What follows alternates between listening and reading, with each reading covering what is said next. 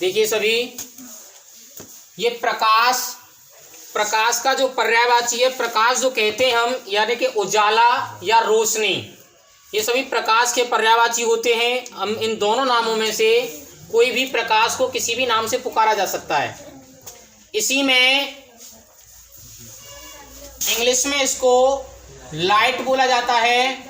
और ये प्रकाश है क्या? प्रकाश है क्या? देखिए, प्रकाश वह भौतिक साधन है। एक बात हमेशा ध्यान रखना कि अगर हम फिजिक्स में कोई भी डेफिनेशन बना रहे हैं तो उसमें भौतिक शब्द आएगा। क्या शब्द आएगा? भौतिक। केमिस्ट्री की कोई भी डेफिनेशन अगर हम बना रहे हैं या फिर उसको रिप्रेजेंटेट कर रहे हैं तो उसमें रसायन शब्द आता है। कौन सा? रसायन। ऐसी बायोलॉजी का है, बायोलॉजी कोई डेफिनेशन हम बना रहे हैं तो उसमें जीव या वनस्पति की होती है तो वनस्पति से संबंधित लिखते हैं उसमें। अब ये प्रकाश है क्या चीज? देखिए, प्रकाश वह भौतिक साधन है जिसके द्वारा हम सभी वस्तुओं को देख सकते हैं, जिसके द्वारा सभी वस्तुओं को देखा जा सकता है। अगर प्रकाश नहीं होगा तो हम किसी भी ऑब्जेक्ट को, किसी भी वस्तु को, किसी भी पिंड को और किसी भी चीज को, ठीक है, हम देख नहीं सकते। या कोई भी स्टूडेंट बिना प्रकाश के, बिना लाइट के कुछ देख सकता है? नहीं देखा जा सकता। प्रकाश एक प्रकार की ऊर्जा है। क्या है? प्रकाश एक प्रकार की ऊर्जा है जो कि हमारे दृष्टि ज्ञान को जागृत करता है। दृष्टि ज्ञान से मतलब होता है हमारा जो माइंड एबिलिटी है, जो देखने की जो शक्ति है, उसमें भी प्रकाश का विशेष योगदान होता है। भाई, लाइट अच्छी होती है, लाइट अगर रोशनी अगर बहुत ज़्यादा अच्छी है तो हमको देखने में ज़्यादा कठिनाई नहीं होती। जहाँ पर देखते हैं कि रोशनी की कमी है वहाँ पर तो हमें बहुत ज़्यादा गहराई से आंखों को जो है देखना पड़ता है कि भाई ये ऑब्जेक्ट यहाँ है या फिर नहीं है। होता नहीं होता ऐसा? इसी में इसके बाद एक हेडिंग आती है प्रदीप्त और अदीप्त वस्तुएं। प्रदीप्त और अदीप्त वस्तुएं, देखिए इसको इंग्लिश में लूमिनियस और नॉन लूमिनियस ऑब्जेक्ट बोला जाता है। लूमिनियस और नॉन लूमिनियस ऑब्जेक्ट। प्रदीप्त वस्तुएं होती क्या हैं? प्रदीप्त वस्तुएं होती क्या हैं, पहले ये समझिए। देखिए, प्रदीप्त वस्तुएं वे वस्तुएं होती हैं जिनमें स्वतः खुद का प्रकाश होता है, जो स्वतः प्रकाश का उत्सर्जन करती हैं, उन्हें प्रदीप्त वस्तुएं कहते हैं। प्र माने खुद का, स्वतः का, अपना, निजी, दीप्त में उजाला। जिनके पास खुद की रोशनी है वो प्रदीप्त हैं। इमरजेंसी लाइट, CFL, मोमबत्ती, लालटेन, मोबाइल की टॉर्च, इमरजेंसी लाइट, ठीक है, ये क्या? इनके पास खुद का ही तो प्रकाश है। अब ऐसी वस्तुएं जिनको जो हमें प्रदीप्त वस्तुओं के द्वारा दिखाई देती हैं वो अदीप्त होती हैं। ठीक है, चेयर है, अगर ये लाइट ना हो क्या चेयर हमको दिखाई दे जाएगी? नहीं, तो चेयर अदीप्त हो गई और ये लाइट प्रदीप्त हो गई। क्लियर ना? प्रदीप्त वस्तुएं क्या होती हैं? वे वस्तुएं जो स्वतः प्रकाश का उत्सर्जन करती हैं उन्हें प्रदीप्त वस्तुएं कहते हैं, और वे वस्तुएं जो प्रदीप्त वस्तुओं के प्रकाश के कारण दिखाई देती हैं उन्हें अदीप्त वस्तुएं कहते हैं। क्लियर? अब इसमें थोड़ा सा आगे बढ़ेंगे तो इसमें एक माध्यम आता है। माध्यम का मतलब होता है मीडियम से। माध्यम तीन प्रकार के होते हैं, एक पारदर्शक, एक अपारदर्शक और एक पारभाषक। समझेंगे? पारदर्शक, नाम क्या है इसका? पारदर्शक। पार का मतलब है आर पार और दर्शक माने दिखाई देना। ऐसा माध्यम जिसमें प्रकाश का पूरा भाग पूरे तरीके से निकल जाता है, गमन कर सकता है, उसको पारदर्शक माध्यम कहते हैं। जैसे कांच होता है, कांच, क्या प्रकाश उसमें से ऐसे जाता है कि थोड़ा निकल गया, थोड़ा रुक गया? पूरा जाता है ना उसमें से। वायु होती है, वायु पूरा जाता है उसमें से। कांच होता है, सॉरी वाटर होता है, पानी, प्रकाश पूरा निकलता है ना उसमें से। तो ऐसा माध्यम जिसमें से होकर प्रकाश का पूरा भाग निकल सकता है, गमन कर सकता है, उसको पारदर्शक माध्यम कहते हैं। अब लिखा हुआ है इधर अपारदर्शक माध्यम। अपारदर्शक से मतलब है माने नहीं, पार निकलना, ऐसा माध्यम जिसमें से होकर प्रकाश का पूरा भाग नहीं निकल सकता, बिल्कुल नहीं निकल सकता। आ का मतलब होता है बिल्कुल नहीं हो सकता वो काम, उसको अपारदर्शक माध्यम कहते हैं। कौन सा? अपारदर्शक। इसके बाद है पारभाषक, पार और भाषक। पार का मतलब है पार तो निकल रहा है, लेकिन भाषक से मतलब है कुछ भाग निकल रहा है। जैसे तुमने देखा है, जैसे पानी में जो शैवाल आ जाते हैं, इसको काई बोलते हैं हम, तो उसमें से प्रकाश जो है पूरी तरीके से नहीं निकल पाता। कांच अगर थोड़ा बहुत घिसा हुआ होता है, उसमें से प्रकाश पूरे तरीके से नहीं निकल सकता, तो पारभाषक का उदाहरण होता है। और दीवार है, मेज है, कुर्सी है, ये सभी अपारदर्शक के एग्जाम्पल हैं। क्लियर है? इसके बाद अगर हम नेक्स्ट पढ़ते हैं थोड़ा सा आगे, तो उसमें आता है प्रकाश का परावर्तन। प्रकाश का परावर्तन,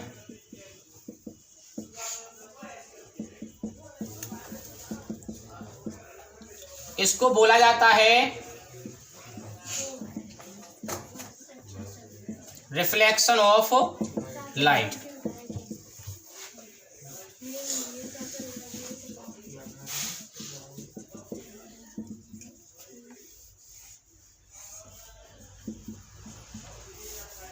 ये दर्पण होता है जिसको मिरर बोलते हैं इंग्लिश में। ये आपतित किरण होती है जिसको इंसिडेंट रेज बोलते हैं। ये परावर्तित किरण होती है जिसको रिफ्लेक्टेड रे बोलते हैं इंग्लिश में। ये आपतन कोण होता है जिसको इंसिडेंट एंगल बोलते हैं। ये परावर्तन कोण होता है जिसको रिफ्लेक्टेड एंगल बोलते हैं। ये नॉर्मल होता है जिसको अभिलंब बोलते हैं। समझेंगे? जब प्रकाश की कोई किरण एक माध्यम से चलकर दूसरे माध्यम के तल से टकराती है और टकराकर वापस उसी माध्यम में लौट जाती है, तो प्रकाश की इस प्रकार की घटना को प्रकाश का परावर्तन कहते हैं। क्या होता है फिर से समझेंगे। जब प्रकाश की कोई किरण एक माध्यम से चलकर दूसरे माध्यम के तल से टकराती है और टकराकर वापस उसी माध्यम में लौट जाती है, तो प्रकाश की इस प्रकार की घटना को प्रकाश का परावर्तन कहते हैं। अब देखिए, इसमें इसके प्रकाश के परावर्तन के जो नियम होते हैं वो देयर आर टू टाइप्स, वो दो प्रकार के होते हैं।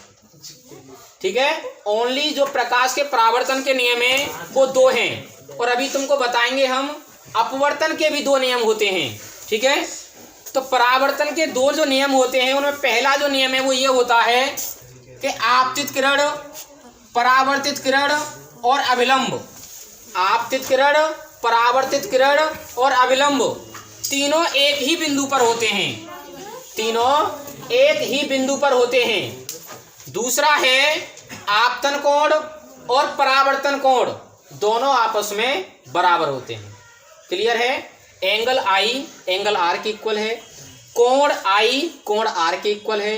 दूसरा आपतित किरण, परावर्तित किरण और जो ये अभिलंब है वो तीनों एक ही बिंदु पर होते हैं। क्लियर है ना सभी का? अब इसके बाद इसमें आता है गोलीय दर्पण। क्या आता है? गोलीय दर्पण।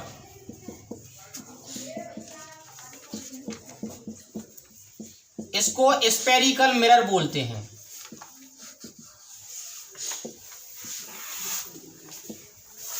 देखिए, गोलीय दर्पण है क्या? कोई गोला होता है, ये गोला है, इसके इतने पार्ट को, इतने पार्ट को, इतने को, हमने कुछ पार्ट को काट के निकाल लिया। ठीक है, जो कुछ पार्ट काट के हमने निकाला है ना, वो गोलीय दर्पण है। गोलीय दर्पण गोले के ही भाग होते हैं। जैसे महिलाएं चूड़ी पहनती हैं और चूड़ी जब टूट जाती है, ठीक है, इसको एक इसके ऊपर एक संगीत भी बना है, हैं? बताएंगे कौन सा है संगीत बाद में, पहले पढ़ाई कर लीजिए। तो जब चूड़ी टूट जाती है तो उसके कुछ पार्ट हो जाते हैं, होते नहीं होते, तो उसका जो एक पार्ट होता है ना वो गोलीय दर्पण होता है। ठीक है। अब गोलीय दर्पण दो प्रकार के होते हैं। कितने? एक अवतल दर्पण और एक उत्तल दर्पण। अब ये अवतल दर्पण और उत्तल दर्पण है क्या? ये गोलीय दर्पण है।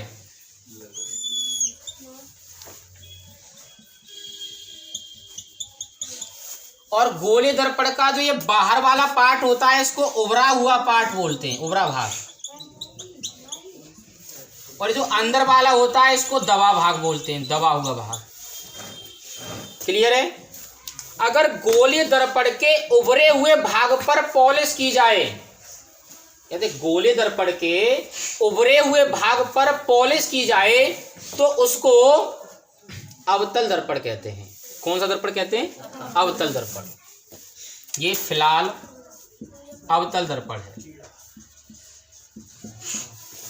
अगर गोलीय दर्पण के दबे हुए भाग पर पॉलिश की जाए, कौन से वाले पर? दबे हुए भाग पर। खुशबू समझ तो आ रहा है ना सब? दिव्या, वर्षा शर्मा और वर्षा चौहान दोनों, सिम्मी और प्रीति, भूमि, वंदना, सलोनी की समझ में शायद कम कम आ रहा है। वैसे चश्मा लगा हुआ है तो ज़्यादा आ रहा होगा। और राधा, प्रिया, नागेंद्र, नागेंद्र समझ में कुछ ज़्यादा आ जाता है, इस वजह से हमें भी डाउट रहता है कि ज़्यादा ना पड़ जाए लड़का। देखिए ये दबा हुआ भाग है इसका, और दबे हुए भाग पर पॉलिश की जाए तो कौन सा दर्पण होगा? उत्तल दर्पण होगा। क्लियर है? अब इसके बाद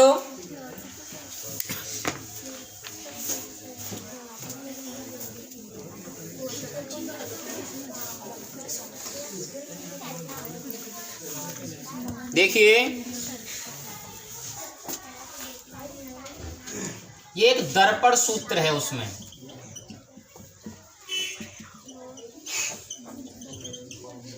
इसको मिरर फॉर्मूला बोलते हैं। समझेंगे? देखिए दर्पण सूत्र में, अभी उससे पहले और देखिएगा,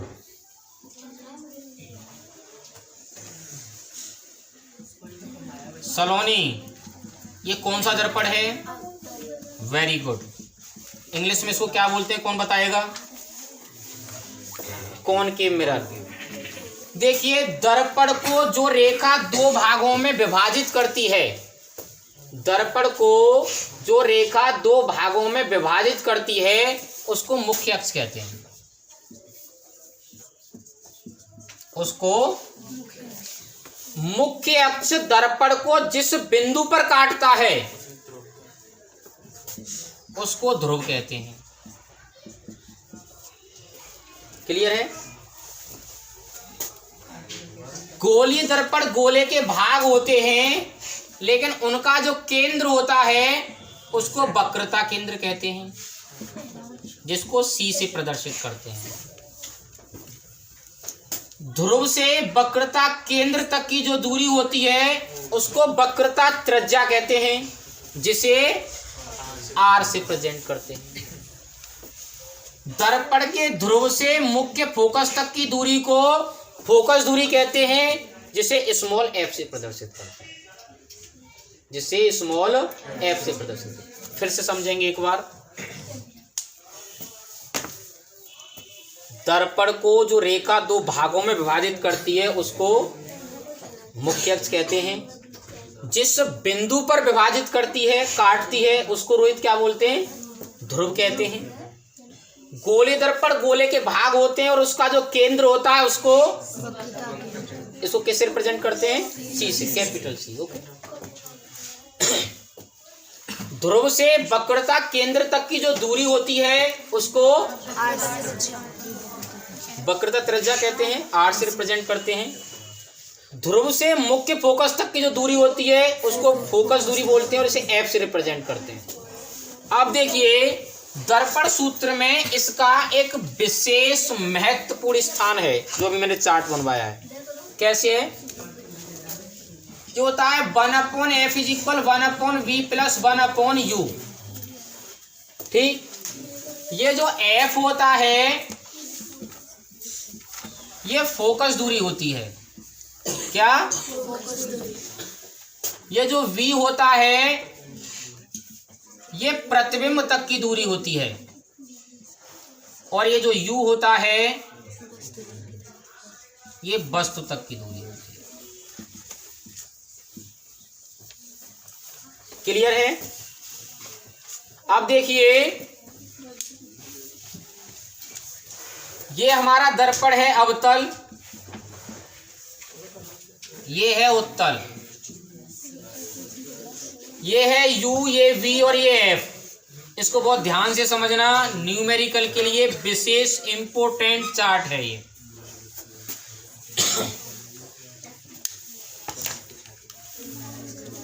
देखिए अवतल दर्पण जो होता है उसमें सभी दूरियां माइनस की होती हैं और उत्तल में u माइनस का बाकी सभी प्लस के होते हैं। क्लियर है? एक न्यूमेरिकल लिखिए।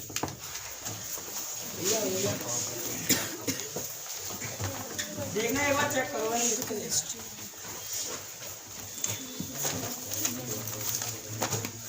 लिख लिया? लिखते देखा है। अभी 1 मिनट रुको।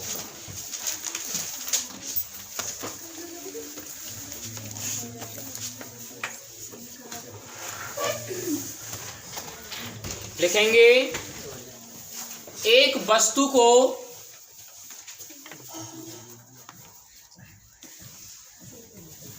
अवतल दर्पण के सामने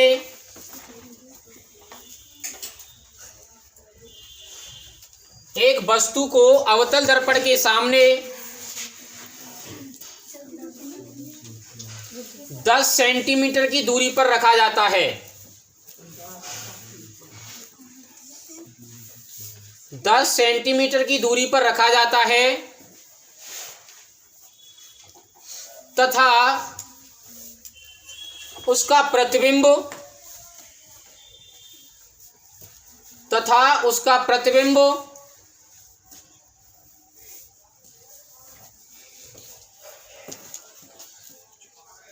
15 सेंटीमीटर दूर बनता है। तब फोकस दूरी की गणना कीजिए। तब फोकस दूरी की गणना कीजिए।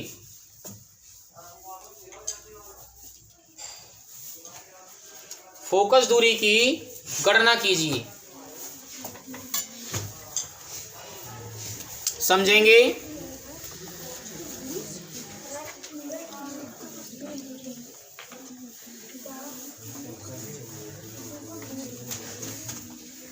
देखिए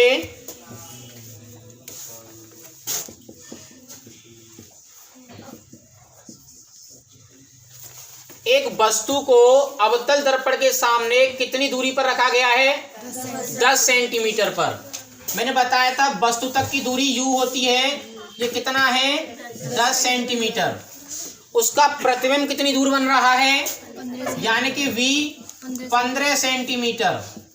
अब देखिए दर्पण कौन सा है? अवतल। सलोनी अवतल दर्पण में सभी दूरी किसकी होती है? तो यहाँ पर हम क्या लगा लेंगे? माइनस। हमें निकालना क्या है? f फाइंड करना है हमको। अब देखेंगे दर्पण सूत्र होता है 1/f = 1/v + 1/u। f हमें फाइंड करना है, निकालना है। u क्या है हमारे पास? और v -15 और u क्या है? -10। 1/f ये -1/15 प्लस माइनस क्या होता है? माइनस। इन दोनों का एलसीएम निकालेंगे तो क्या होगा? क्या आएगा एलसीएम? वर्षा 30। अब देखिए इसका इसमें डिवाइड करते हैं, कितने टाइम्स आएगा? 2 और 2 का इसमें 2 एकम 2 10 से 3, 3 एकम माइनस के 5/30 हो जाएगा 1/f। 5 से कितने बार, ये 5 एकम 5 और 5 के 30। क्लियर है ना। 1/f बराबर क्या हो जाएगा, माइनस के 1/6। क्रॉस मल्टीप्लाई करेंगे, 6 एकम 6 होगा और f का ये माइनस का f इज इक्वल क्या हो जाएगा, माइनस के 6 सेंटीमीटर। फोकस दूरी कितनी हो गई, नोट करिए।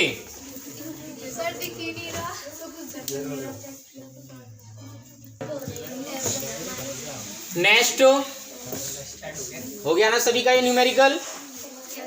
एक न्यूमेरिकल और लिखिए। देखिए, एक वस्तु को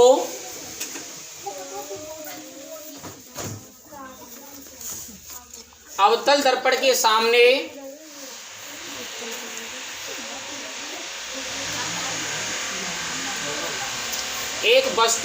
अवतल दर्पण के सामने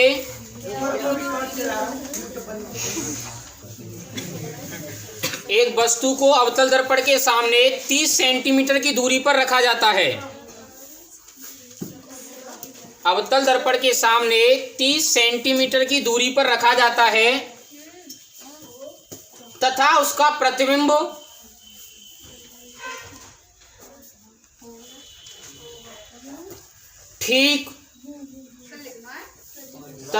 प्रतिबिंब ठीक वस्तु के नीचे बनता है।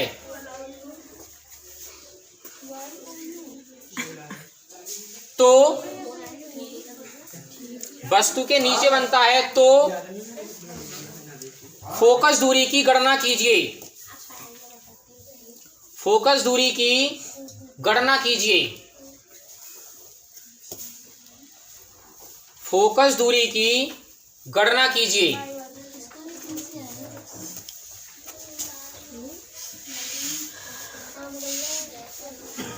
समझेंगे।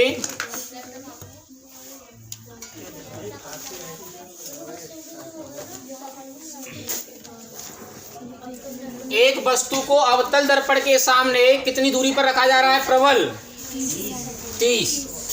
U बराबर 30 सेंटीमीटर। प्रतिबिंब वस्तु के ठीक नीचे बन रहा है तो प्रतिबिंब तक की दूरी भी क्या हो गई, 30। अब दर्पण अवतल है तो क्या हो जाएंगे, माइनस। क्या फाइंड करना है, दर्पण सूत्र 1/f बराबर 1/b plus 1/u। f find करना है, b क्या है, माइनस के 30, u माइनस के 30। प्लस माइनस क्या होता है, 30 एलसीएम हो गया, -1 2/30। 2 से कितने टाइम्स कैंसिल होगा, क्रॉस। f बराबर -15 सेंटीमीटर। फोकस दूरी हो जाएगी, नोट करिए।